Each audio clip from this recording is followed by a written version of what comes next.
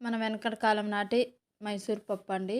అసలు ఈ అప్పట్లో పొయ్యి మీద చేస్తే చాలా బాగుండేదండి. ఇప్పుడు మనం గ్యాస్ మీద వండినా కూడా టేస్ట్ రావట్లేదు. అందుకని ఈరోజైతే నేను మంచిగా పొయ్యి మీద అయితే మన వెనకటి కాలం నాటి మైసూర్ పప్పు అయితే చేస్తున్నానండి. ముందుగా అయితే పప్పు తీసుకొని కడిగి పెట్టుకొని మంచిగా పప్పు ఉడికేంత వాటర్ అయితే పోసుకొని మంచిగా పొయ్యి మీద పెట్టానండి. పప్పు అయితే కొంచెం ఉడికిన తర్వాత టమాటా, పచ్చిమిర్చి, ఉల్లిగడ్డ, కరివేపాకు, పసుపు, ఉప్పు వేసుకొని అయితే మంచిగా కలుపుకోవాలి. ఇలా చేశారంటే చాలా బాగుంటుందండి టేస్ట్. మీరు కూడా ట్రై చేయండి. పప్పు అంతా ఉడికిన తర్వాత కొంచెం పెద్ద నిమ్మకాయ సైజ్ అంత నిమ్మకాయ చింతపండు అయితే నానబెట్టుకొని రసాన్ని అయితే పోసేసుకొని 2-3 పొంగులు వచ్చే వరకు ఉడికించుకొని దింపి పక్కన పెట్టుకుందాం. ఇప్పుడైతే మంచిగా తాలింపు అయితే వేసుకుందామండి. కడాయి పెట్టుకొని అయితే ఉల్లిగడ్డ, ఎండుమిర్చి వేసుకొని అవి ఫ్రై అయిన తర్వాత జీలకర్ర అయితే వేసుకుందామండి.